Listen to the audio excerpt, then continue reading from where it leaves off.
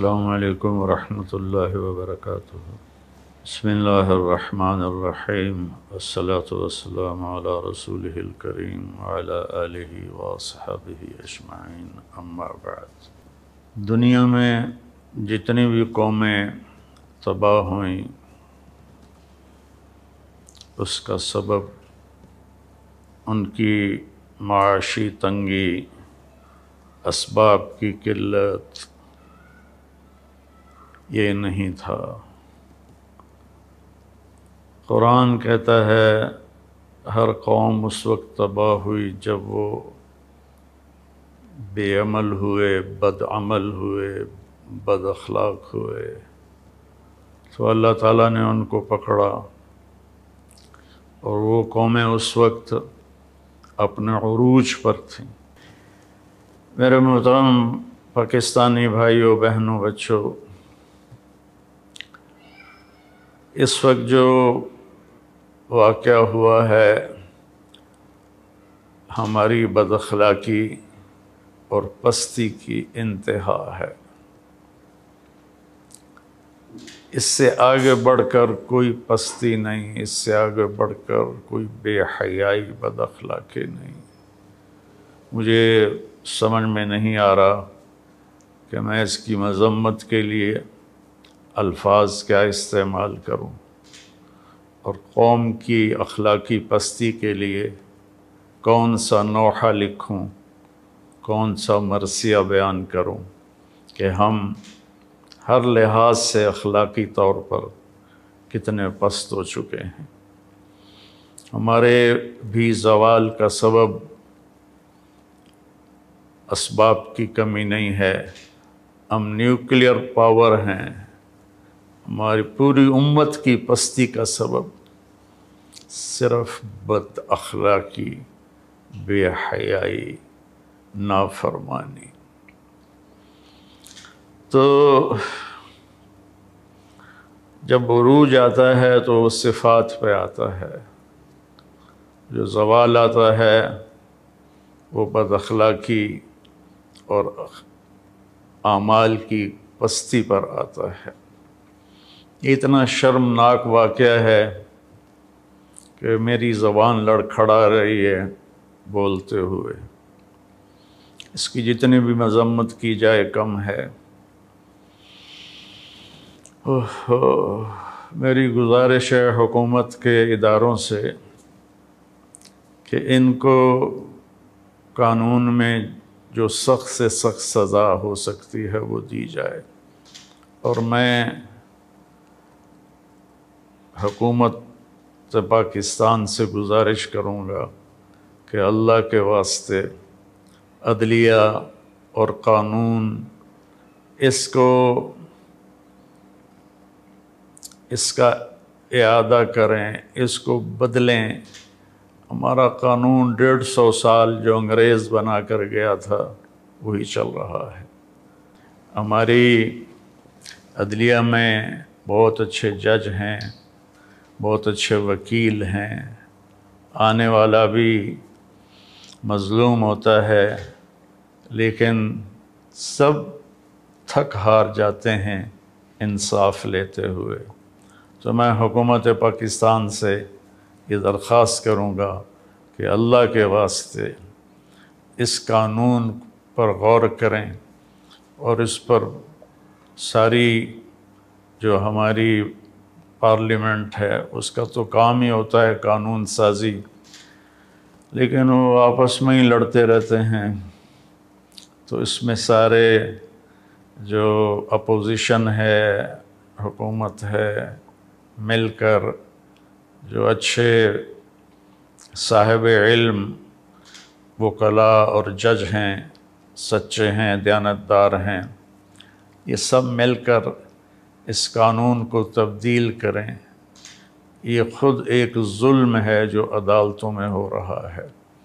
مظلوم کا سب کچھ بک جاتا ہے، پھر بھی اسے انصاف نہیں ملتا۔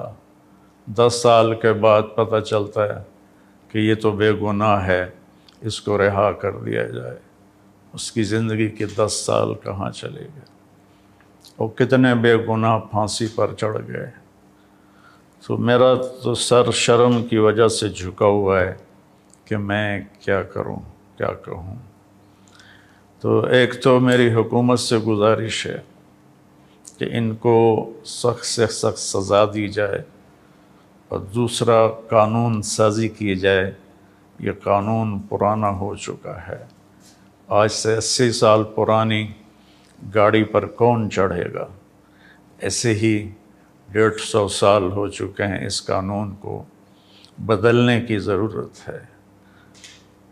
انصاف جلدی دینا یہ عدلیہ کے ذمے ہے، وکلاء کے ذمے ہے، حکومت کے ذمے ہے۔ چنگیز خان بہت بڑا حکمران گزرا ہے، بہت ظالم تھا، کوئی شک نہیں۔ دنیا کی سب سے بڑی حکومت بنائی، کوئی شک نہیں۔ دنیا کے 22% حصے پر اس کی حکمرانی قائم ہوئی۔ اس کا کوئی مذہب نہیں تھا، اس سورج کی پوجا کرتے تھے، لیکن اس کے قانون میں زنا کی سزا قتل تھی۔ کوئی زنا کرتا پکڑا جاتا، اس کی گردن اڑا دی جاتی تھی۔ چوری کرنے کی سزا بھی قتل تھی، جو چوری کرتا ہوا پکڑا جاتا اس کی گردن اڑا دی جاتی تھی۔ جھوٹ کی سزا بھی قتل تھی، جس کا جھوٹ ثابت ہو جاتا اس کی گردن اڑا دی جاتی تھی۔ تو ایک غیر مسلم نے اپنی قوم میں ایسا زبردست نظام بنایا۔ ہم تو ملت اسلام ہیں، اور یہ ایک واقعہ ہائی لائٹ ہو گیا۔ ایسے واقعات روزانہ ہو رہے ہیں۔ چائلڈ ابیوز بہت زیادہ، بچیوں کے اوپر زیادتی بہت زیادہ۔ یہ سامنے آ گیا اس لیے اس پر شور مچا، لیکن یہ واقعات تو روز ہو رہے ہیں۔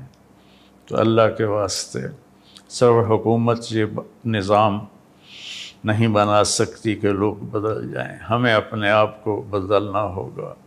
والدین سب سے پہلا اسکول ہوتے ہیں، وہ بچوں کی تربیت سے غافل ہیں، بس اسکول جائیں اور پڑھائی کریں، پھر آپ واپس آئیں، ٹیوشن پڑھیں، اور بس پھر کھانا کھائیں اور سو جائیں۔ آگے ہمارے اسکول صرف کاروباری ادارے ہیں، تربیت ساز نہیں ہیں۔ ہمارے کالجز میں لڑکے لڑکیاں اکٹھے پڑھتے ہیں، جب پیٹرول اور آگ اکٹھا ہوگا تو پھر آگ نہ لگے، یہ کیسے ہوگا؟ کو ایجوکیشن، مخلوط تعلیم، اس نے بے حیائی کو پروموٹ کیا ہے، اس میں کوئی شک نہیں ہے۔ میں خود کالج لائف گزار کے اللہ کے راستے کی طرف آیا، تو اس وقت میں اور آج اس کو 50 سال گزر چکے ہیں۔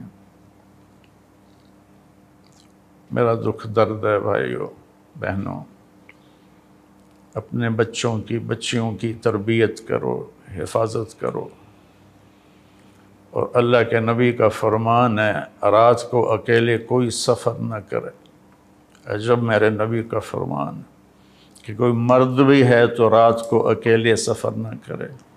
اور میں سب والدین سے کہتا ہوں اپنے بچوں کے اخلاق پر نظر رکھیں۔ اسکول والے کالج والوں سے کہتا ہوں کہ بچے بچیوں کو اخلاق کا سبق دیں۔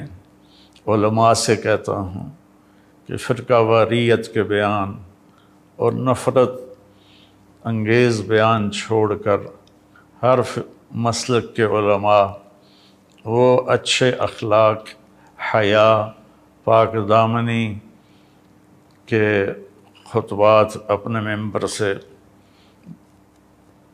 بولیں اور قرآن کو بیان کریں اور سیرت کو بیان کریں۔ اپنا مسلک اپنے مدرسوں میں پڑھائیں، لیکن ممبر پر بیٹھیں تو قرآن کو بیان کریں اور اللہ کے نبی کی سیرت کو بیان کریں۔ ہمارا میڈیا ہے وہ اس میں بڑا کام کر سکتا ہے کہ قرآن کے تفسیر کو، نبی پاک کی سیرت کو وہ مختلف پروگراموں میں بیان کریں تو اس کا بہت بڑا اثر پڑے گا۔ بہرحال رونے کے سوا اور کچھ بھی نہیں ہے کہ میں کیا کروں۔ اس واقعے کی مذمت کرنے کے لیے الفاظ ہی کوئی نہیں ہے۔ میرے نبی نے فرمایا تھا یوشک الامم ان تداعى علیکم کما تداعى الآکلۃ الی قصعتها، ایک وقت آئے گا تمہیں اس طرح کھایا جائے گا جیسے روٹی کھائی جاتی ہے اور ہضم ہو جاتی ہے اور اس کے ٹکڑے ٹکڑے کر دیے جاتے ہیں۔ تو صحابہ نے پوچھا وَمِن قِلَّةٍ نَحْنُ يَوْمَئِذٍ یا رسول اللہ، یا رسول اللہ کیا ہم ان دنوں تھوڑے ہوں گے؟ آپ نے فرمایا لا بل انتم یومئذ کثیر، تم بہت بڑی تعداد میں ہوگے، ولیکنکم غثاء کغثاء السیل، تم بہتے پانی پر جو کوڑا کرکٹ ہوتا ہے تمہاری وہ حیثیت ہوگی۔ تو کیا خوبصورت تشبیہ دی کہ کثرت ہوگی لیکن اخلاق نہیں ہوں گے، حیا نہیں ہوگا، پاک دامنی نہیں ہوگی، سچائی نہیں ہوگی، جیسے کوڑا کرکٹ پانی میں بہہ کے پتہ نہیں کہاں چلا جاتا ہے، ایسے ہی تم اپنی اخلاقی پستی کی وجہ سے تباہ و برباد ہو جاؤ گے۔ تو بھائیو بہنوں، کوئی حکومت ایسی نہیں ہے جو سچ کو نافذ کر دے، پاک دامنی کو نافذ کر دے، یہ انفرادی ذاتی معاملہ ہے۔ ہم خود اپنی زندگی میں حیا، پاک دامنی، سچائی، رزق حلال، دیانتداری، پردہ، مستورات سے کہتا ہوں پردے کو رواج دیں۔ اللہ تعالیٰ نے اس میں بڑی حکمتیں رکھی ہیں۔ اللہ تعالیٰ ہمیں سچائی نصیب فرمائے، اچھے اخلاق نصیب فرمائے، اور اس بے حیا معاشرے کی اللہ اصلاح فرمائے اور اسے خیر کی طرف متوجہ فرمائے۔ السلام علیکم ورحمۃ اللہ۔